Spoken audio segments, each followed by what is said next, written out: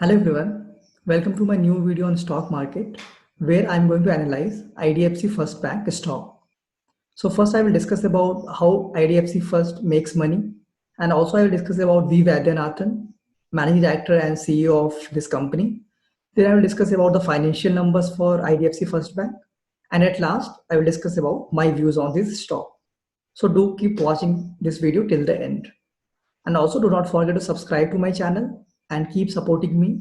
And that support will help me in making more this type of videos. So let's start with IDFC First Bank, how it got formed, and we'll talk about V. Vaidyanathan also. So IDFC First Bank got formed after the merger of IDFC First Bank and Capital First.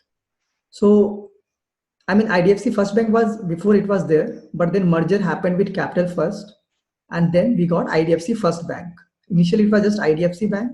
IDFC Bank and Capital First got merged in December 2018, and we got the new IDFC First Bank. And V. Vaidyanathan is the MD, Managing Director and CEO of IDFC First Bank. So let's look at the history for V. Vaidyanathan. What he has done for the other, so he has done many other jobs also. So what he has done in those. So, okay, before that, I will discuss about some stories about him, so which I found quite interesting. Like when he got admission in BIT Ranchi, so he didn't have any money to buy train tickets. And then his mathematics teacher, Mr. Sani, he gave him a loan of 500 and to basically board this train and go for the interview for BIT Ranchi. Now, after he became, Vivekananda became like, once he started doing job, he started searching for him. Like he searched him for 30 years, but could not find him. So one fine day, what happened? Some of the, so he was working in ICICI Bank before. So some staff from ICICI Bank helped him trace his actual teacher, which gave him the loan of 200 rupees. Then he called him and thanked him like for whatever. His contribution was quite helpful in like for his studies and everything, right? So he thanked him for that. And also he gifted an additional 4.29 lakh shares to drivers. So this is basically Capital First share. He gifted them to drivers, maids, and other colleagues and family members. And at that time, the total value, what he gifted was 200 million Indian rupees, right? And what the stock price was. So this much he basically gifted them to their maids and drivers. So he does care about everyone, equally. It's not that, okay, he only benefit and only the employees benefited from them or only his family members. He gave this to, of course, he gave this to employees, of course, that is separate, but he also gave this to family members, colleagues, maids, drivers. So I found these two stories quite interesting about him. So he's a very good man. And from this, what I can conclude is that. Now, okay, leave this. So this is about his personal. Let's look at what is his retail business experience. So he has actually built the retail banking at ICICI Bank. So from 2000 to 2010 or 12, he was at ICICI Bank. So he built a retail loan book of close to 1.35 trillion through housing loans, auto loans, commercial vehicles loan, credit cards, personal loans. So 1.35 trillion assets of loans from retail segment. That's what he did at ICICI Bank. Then what he did, he's a very good entrepreneur.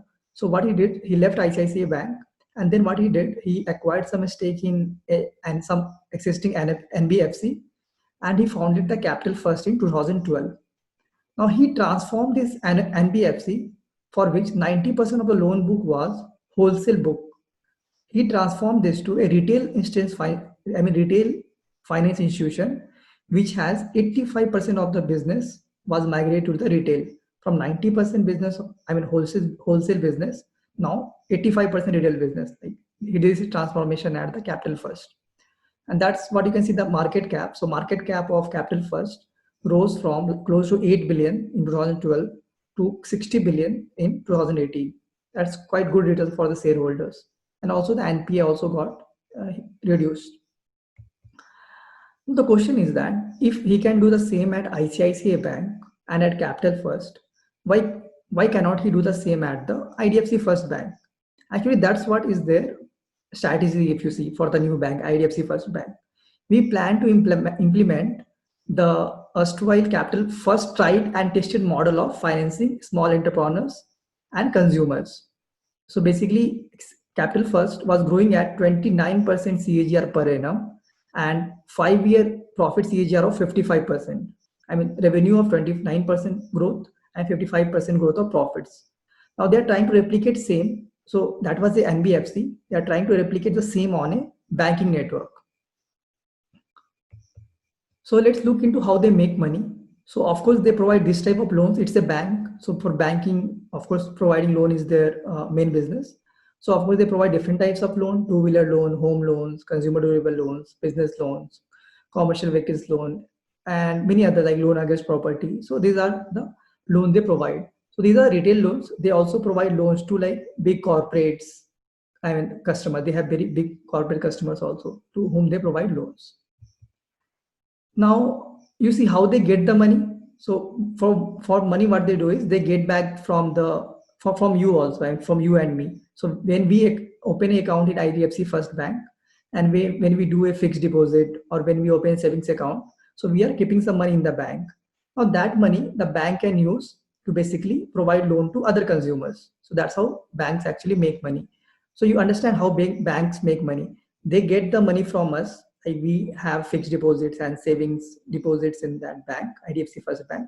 Now this money they will use and provide. So let's say we are getting, let's say, 5 to 6% return on whatever we have deposited.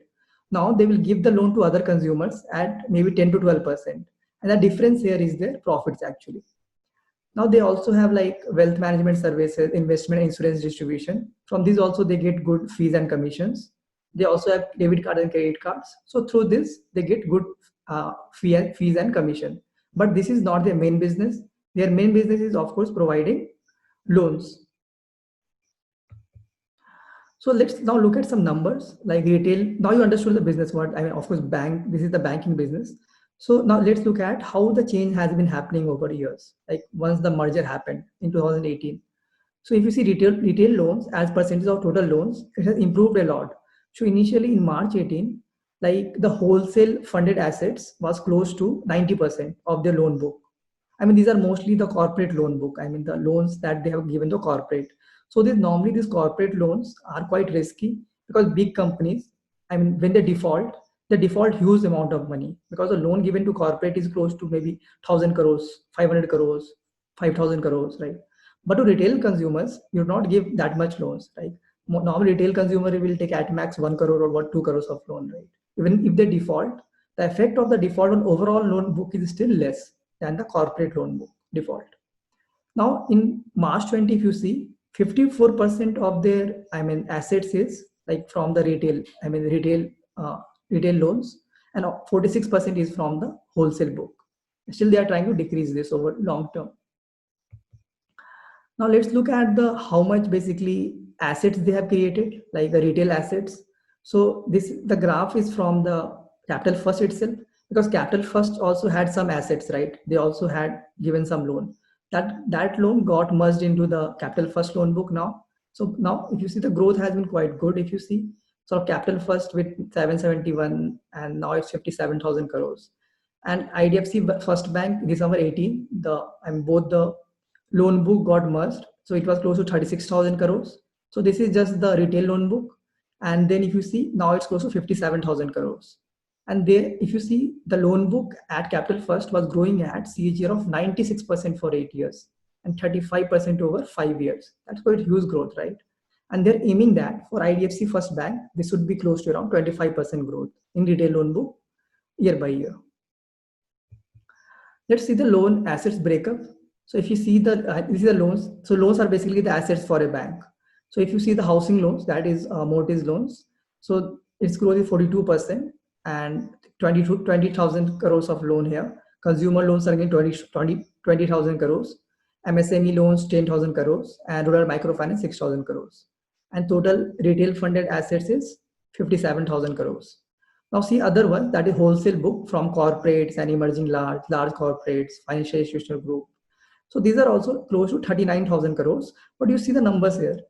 The retail book, this book has been growing year by year, quarter by quarter. But see this wholesale loan book, this has been decreasing year by year. That's what they're aiming. They are trying to basically make this corporate loan book small and retail loan book big. That's what they are trying.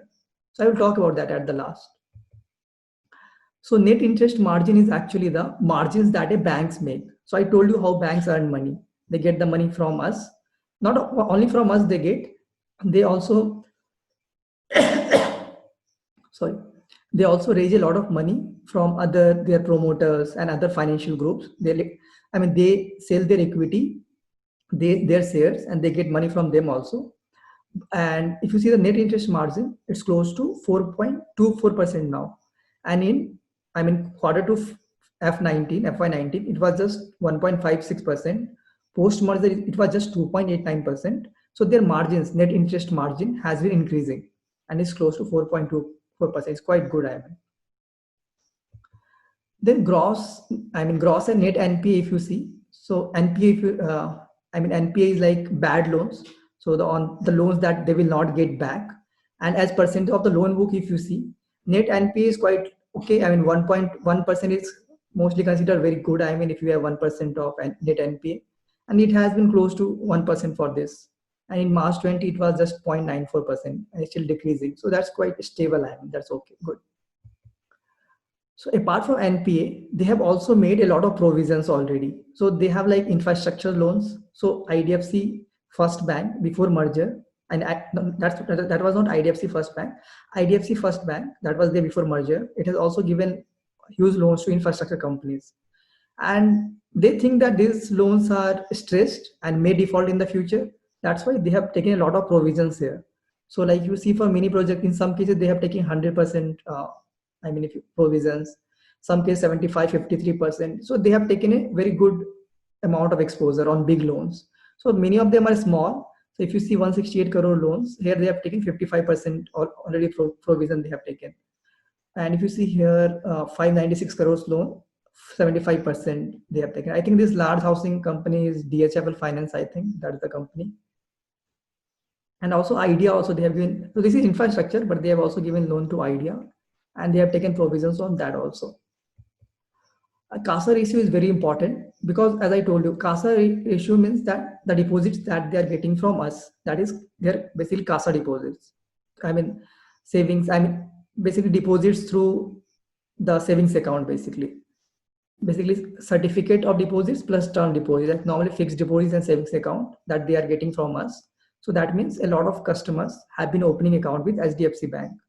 And from close to just 8% in 30, when the merger happened, now it's close to 31%. That's quite great. The CASA ratio they have been increasing at the CAGR of 23% over last 6 quarters. And also, if you see, this is the results for quarterly results for them. So if you see, this is the interest income and interest expense. I told you how banks make money, right? Now this is the interest income. So the net interest margin that they earn from that percent margin, this is the income here.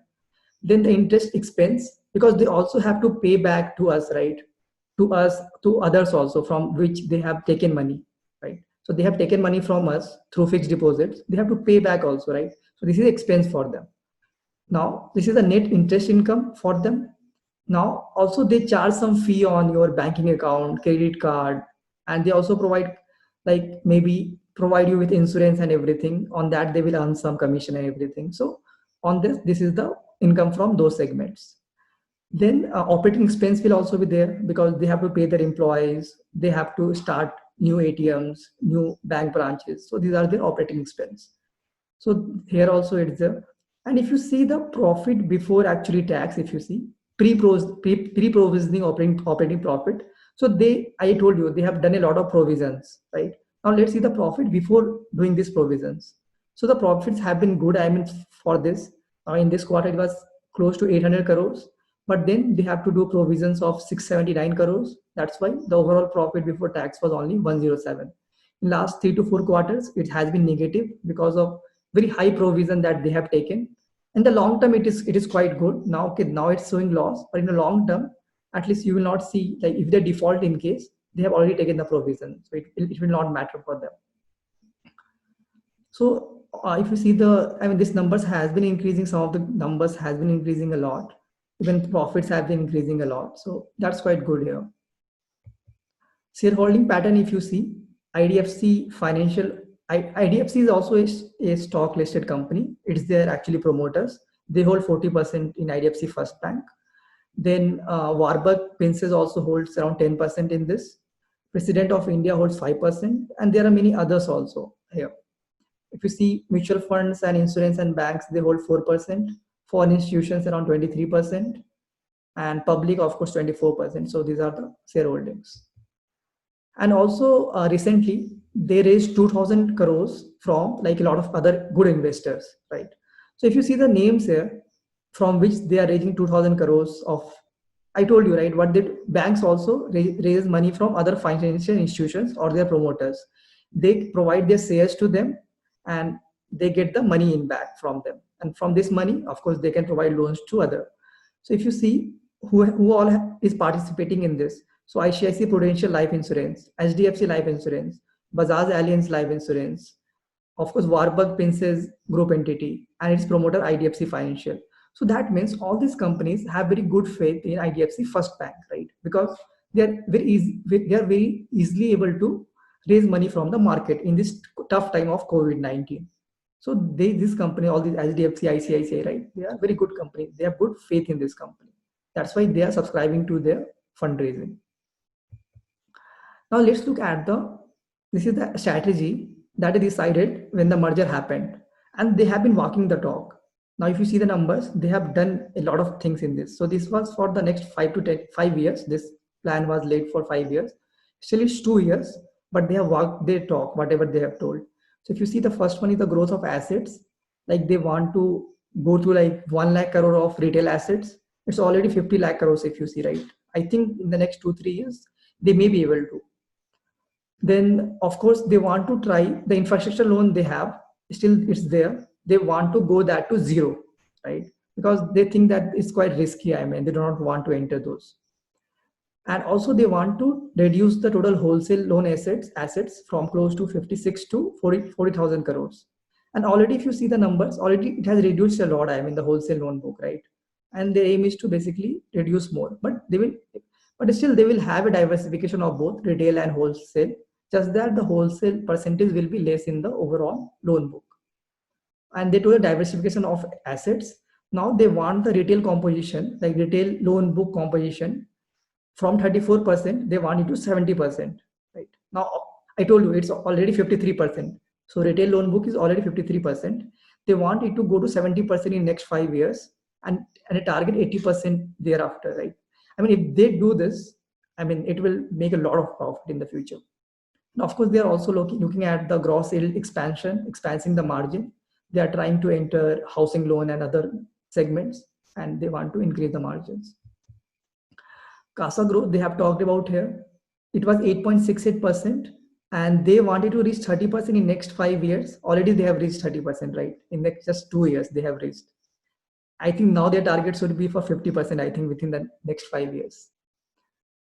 And diversification of liabilities. So we will focus on retail CASA and retail term deposits. Of course, the FD that you are doing. So they are basically aggressive on this. Like they give 7% on FD. So a lot of people are opening their accounts with IDFC First Bank.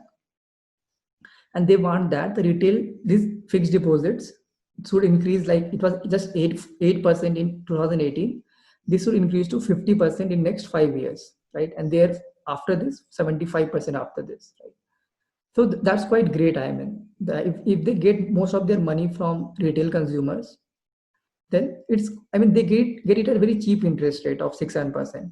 If they want this same money from some others, they may have to give, I mean, higher yield on that. And of course, branch expansion also, they are expanding already, I mean, very aggressively now. They're opening a lot of branches. So their aim was to at least have 600-700 bank branches in the next 5 years. So this was the strategy when the merger happened, and they have walked or talked. I mean, they have increased. I mean, they have, like, in most of them, whatever guidance they have given, they have already worked hard on that and improved the numbers a lot, as you saw in the previous slides. So my view, I talk about my view. So see, banking is everything about trust. If you trust the promoter of the bank, then only you should invest in a bank. You know what happened with Yes Bank and DHFL, these financial companies. the promoters can always cheat. They can show wrong NPAs, wrong profits, everything, right? And they can cheat you every time. So if you trust the promoter, then only invest in banking the stocks. Take example, HDFC Bank or Kotak Mahindra Bank. I mean, their promoters have been quite good, right? That's why their stock, I mean, if you see the returns from their stock, that's quite good. Because a lot of people trust them, trust their management. And also, V. Vaidyanathan is walking the talk, as I have showed the numbers here, right? How the numbers are improving year by year. And I think it's a long-term stock and a growth story. So if you have seen their 5-year plan, it will take some time, right, for the numbers to grow more and more and for more profits to come. Still, I mean, after some quarters, they made profit in this quarter. So those profits will keep on increasing, but it's a long-term play, not a short-term play. And it's a growth story, like what Bajaj Finance was in 2009, if you see, right? So this retail lending, right? This loan, giving loans to, I mean, people in villages and other people, right? This is a very huge business, right? A lot of people are earning and they want to buy cars, they want to have a house, they want to buy bikes, scooters, right? For this, they take loans, and this is expanding a lot in India. And now a lot of people are earning and they want to buy this. And I hope that he builds what he have talked about, 1 lakh crore of retail loan book. And out of the total loan book, 70 to 80% should be retail loans. If it does this, this bank will be like, even HDFC Bank and every other bank, they do not have 70% retail loan books. I mean, Kotak Mahindra Bank, they do not have 70% loan books. If this bank does, that will be quite great. Price to book ratio, if you see, is only 0.84, one of the lowest, I will say, for the private sector banks. If you see the other banks, of course, this bank is not churning good profits now, but may do in the future, and this price to book may increase in the future. So re-rating is possible. Return on equity is of course lesser than zero because they do not have any profits. But in the future, once they start producing profits, the guidance is for 12 to 15% over next 3 to 5 years. So I am invested into this stock, and I will buy more of this stock at this level. And I think that this can do very well in the future. In next 5-10 years, this stock should do great if they keep on walking the talk, like whatever the guidance they have given, and they keep on doing that. I think this bank should be like one of the good bank and good private banks in India. So that's all for this video. And if you enjoy my content here, do not forget to subscribe to my channel. And yes, and also do provide your feedback, of course, on IDFC First Bank stock. What do you think of this stock? Thank you, everyone.